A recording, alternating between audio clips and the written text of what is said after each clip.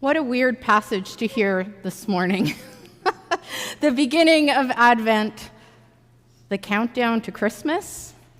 I mean, we just lit this first candle of the Advent wreath as a sign of hope, and then our gospel reading talks about people being taken and left, about staying awake and not knowing. As someone who hates surprises and can't stay up past 9:30 most nights, this isn't a lot of hope. I'm sure we could have come up with something, with anything more cheerful to hear this morning. But here we are, left to grapple with these strange words from Jesus as we begin the season of Advent, this season of waiting and expectation. So, what exactly is Jesus talking about? Well, he's talking about the coming of the Son of Man, the child of humanity, the second coming of Christ, the time when eternity will once again enter into time as we know it. You know, simple and straightforward stuff. Jesus is nearing the end of his earthly ministry here. And he knows that things are going to be confusing and challenging for his followers.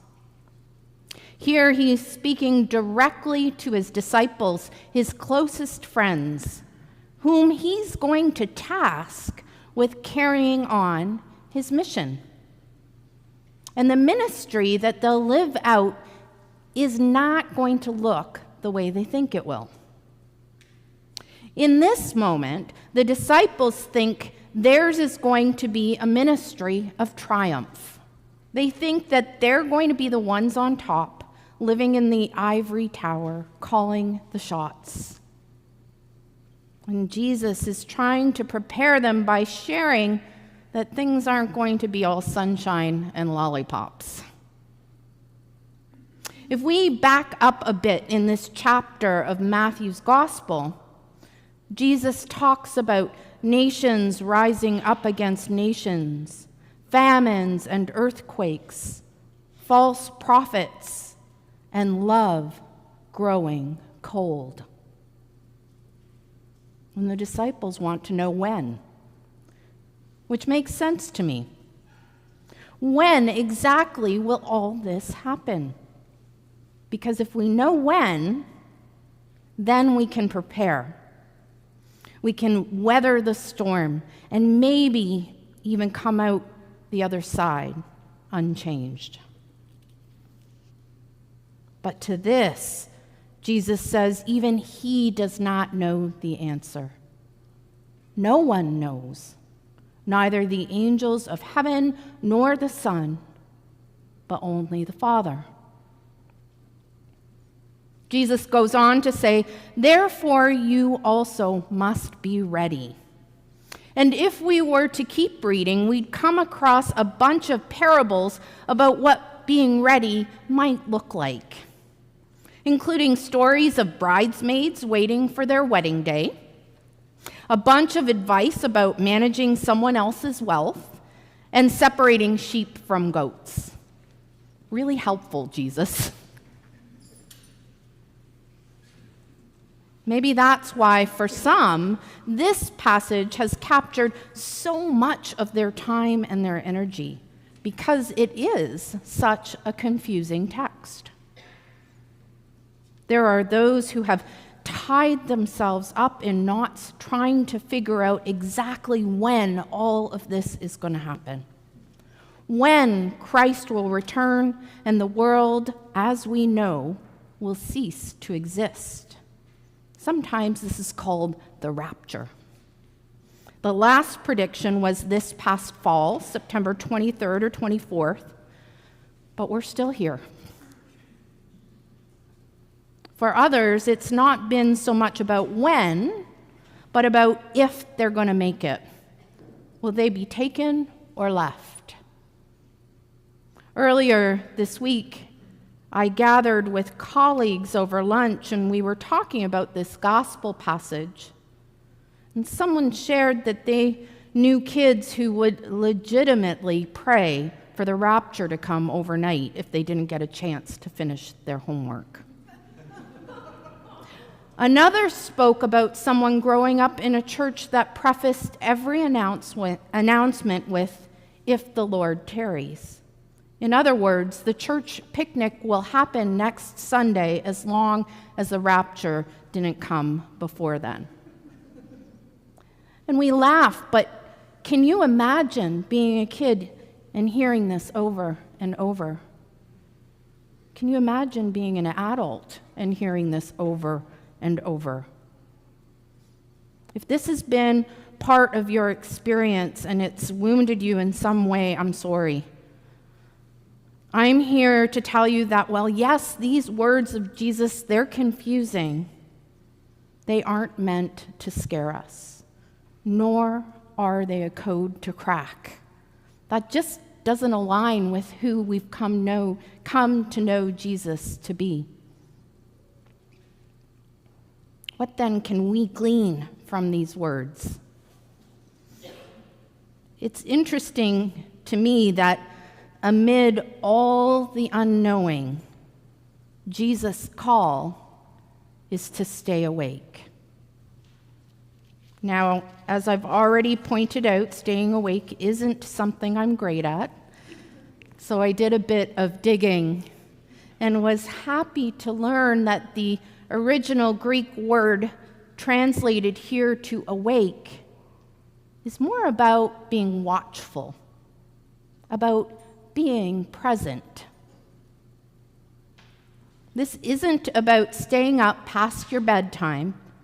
This is about an intentionality of presence. And this intentionality of presence, it seems to be connected to the everydayness of life. Eating and drinking, marrying and giving in marriage, working in the field, grinding meal, sitting in the board meeting, shoveling the snow, making dinner. The things we do day in and day out are the things we are to continue to do. Only we're to be fully present in it all. Perhaps this is a call to truly live our lives, and to do so trusting that all of it matters. To do so trusting that God meets us here too, in the mundane, in the not so glamorous, just as much as in the times of celebration. Perhaps this is a call to keep our hearts soft and open while the love of many grows cold. Not because we're in on a secret that's going to help us avoid suffering, but because we have been invited into a hope that entered into our pain, into our suffering, and remains active in the world, even now. Hope.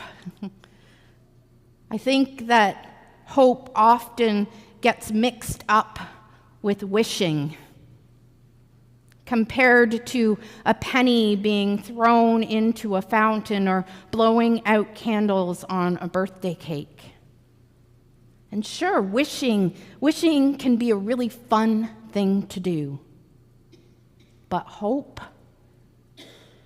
has grit. Hope is lived out day in and day out, even, or maybe especially, when the world feels like it's falling apart.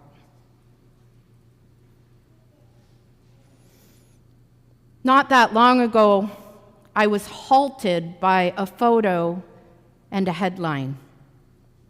The headline, "Planting Seeds Among the Rubble." The photo sprouts of arugula and greens growing in a small patch of soil in and among fallen buildings and rubble, the debris of war. Tamara, which means fruit in Arabic, is a Palestine initiative established in 2024 by 5 young adults with the goal of fostering food security in Gaza. They grow and distribute fresh produce, gardening tools, seeds, and they share knowledge on urban gardening with little resources, including water. Founder Lina Almadoun says she was inspired by the message that the act of working the land sends in the midst of war. As people begin returning to their devastated homes, hospitals start to reopen and communities begin to come together, Tamara remains present, working alongside their neighbors, literally in the dirt, as they grow their future. Their website reads, "In the face of adversity, Tamara embodies resilience and hope." When the world around us is confusing and unrecognizable, we hope. When our lives are upside down due to illness, uncertainty, or overwhelm, we hope. When we feel like we've been waiting for God knows what and for God knows how long, we hope. Because ultimately, Jesus is saying that amidst all the despair, the hope of God will continue to arrive. And this is where we stake our claim, not on knowing when or being terrified of what side we end up on, but on knowing that we are loved so much that even when things feel impossible, there's a reason to hope. Perhaps this is what we're to stay awake to be intentionally present to the glimmers of hope that manifest in everyday places, in everyday people, as we engage in everyday life. After all, isn't this what the countdown to Christmas really is?